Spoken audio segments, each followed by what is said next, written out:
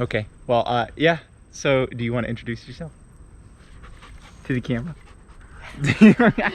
This is my girlfriend, Rachel. Hi. And she signed up for a Spartan race. I think we're actually not going to do it because of COVID. She doesn't know how to do any obstacles at all. But yeah, we're going to teach her how to do spears today. So I thought it would be informative to... You can learn that I'm left-handed again. Yeah, I was thinking about that. It's going to be a little hard because you're left-handed. All right, and you get to hold Einstein. Oh boy. And film. I guess I'll go a little bit more in detail. This when I practice spears, you figure out where the center of mass is.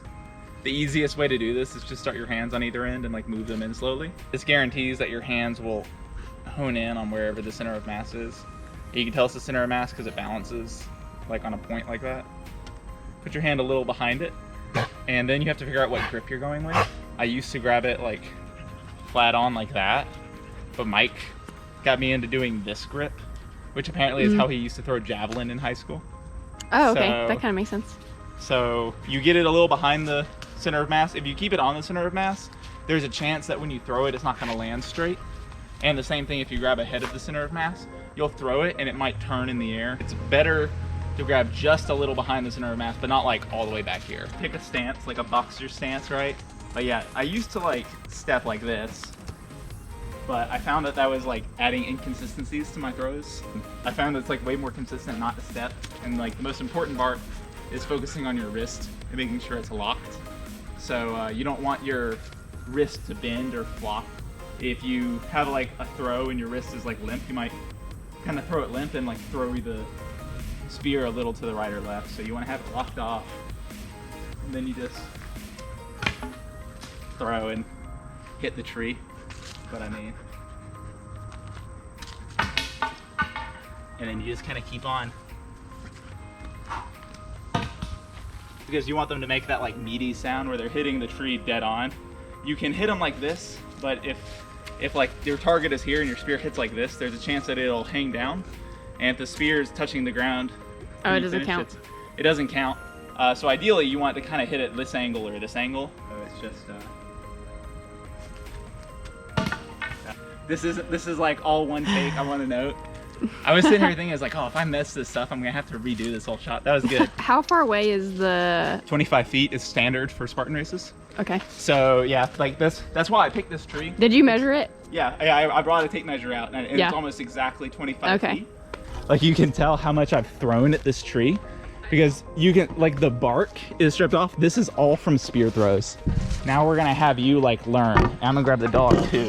Oh, we should get his ball for him. Here it is. Oh. Oh, that's so good. All right. But yeah, I mean, I think that's everything. And like I said, it's really all in that wrist. Like you almost want your wrist to hurt from how hard you're straining to keep it straight, I think at first. Like you just want to practice and see how they turn out. You really have to get a feel for it. Like coming out here and practicing literally just once, I think will probably double, if not triple, your chance of getting it on race day. So you hold it like this? Yeah, so that is a full grip. You don't want to wrap your hand all the way around it because it makes it harder to release cleanly. Like, I guess I can show. Like, you see this? This is the grip that I start with. You have it like this, which makes it hard to release. I used to throw it like this, which I think is a fine technique. You have your thumb on the very bottom, so you're kind of focusing on when you release, rolling that thumb forward. So you can do this if you think that's complicated, but Mike says this is what he used for javelin in high school. Put your thumb back. Yeah, and yeah, my thumb's kind of back there gliding it. So it's the point is for you to get a lot of power, but like have a clean release. Yeah. So fingers are all slanted forwards, and your thumb is slanted back. Oh, like this way.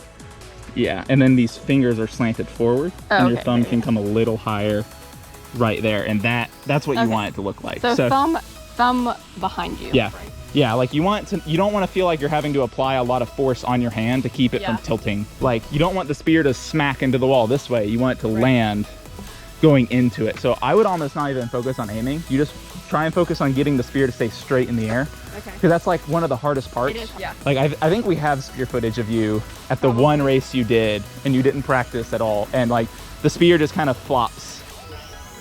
I got in a good view.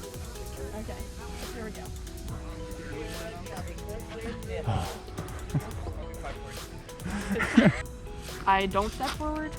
But yeah, like if you can't get enough power, you can step to get more power in your throw. Yeah, I think I might need to step. But if you're able to get it without stepping, you're gonna get better accuracy consistently if you don't step. So it's really just like whether or not you want to trade off strength or accuracy. But right now, we just want the spear to throw straight. We'll worry about that later. Okay. So step or don't step, do whatever you want. Okay. Yeah. So I mean, that's a good example. It just, you see how it tilted to the side? Just focus on keeping your wrist straight when you're throwing it. That's all you need to focus on.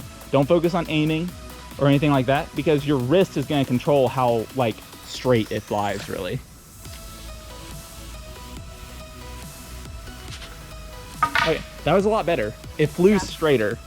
Like you can see that we're still not quite getting the distance we want, but we'll work on that. Yeah. And then later, once you have it flying straight, we'll just focus on throwing as far as you can, and we'll see if you're consistently getting the distance to the target. That was better.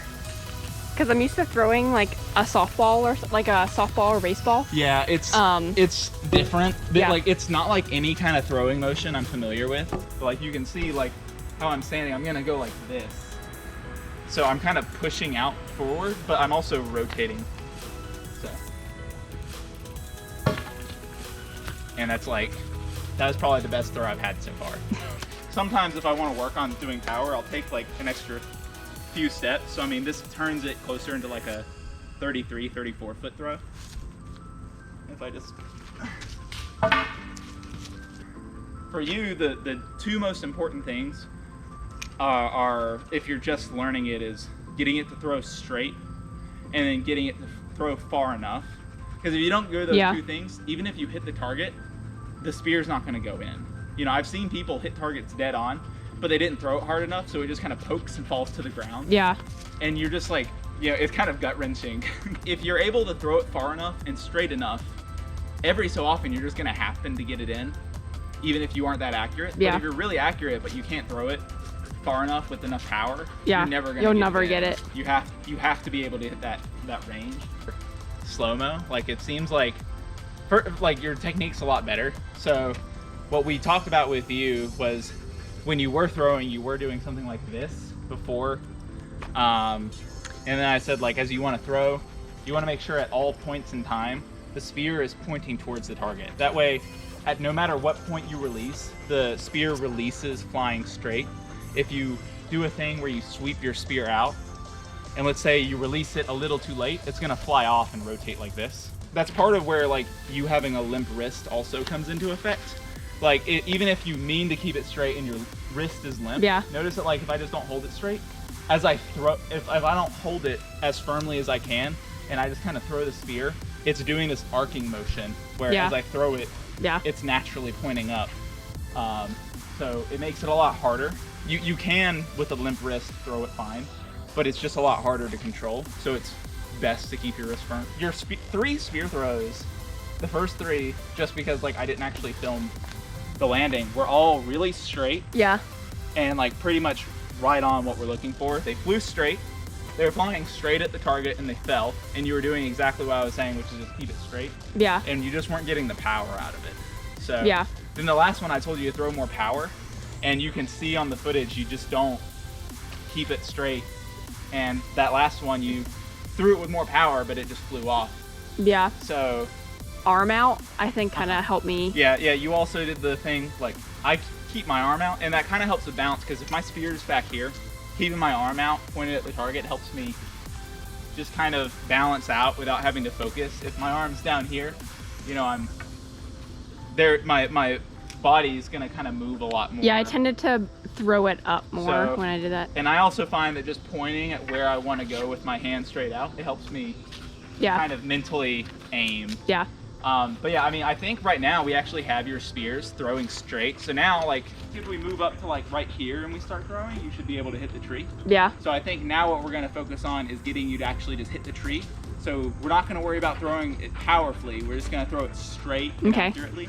I can stand straight and just throw it like that. Yeah. But yeah, so that's what we're going to work on now. You've only moved forward like 6 feet or so, but it feels so much shorter. It does feel a lot. That last 5 feet, once you hit 25 feet, that's where it actually starts being kind of hard to hit your target. Nice. Perfect. Okay. Yeah, I could tell as soon as it left my hand. Yeah, we'll just practice a little bit more. We'll work on walking you back to the actual line that shows 25 feet, and we'll see if we can get like a good hit or two. All right, so we've been throwing a little bit. Rachel actually got it to hit from the proper line straight on the last set of 4. So basically what we've done to increase power is you've just thrown a little bit. Getting it to throw straighter helps it throw further. And then also you're gonna add like these steps in, which are just necessary for you. Yeah. So you're just gonna like add steps to get the distance. Oh, that was a hit. That was a good hit.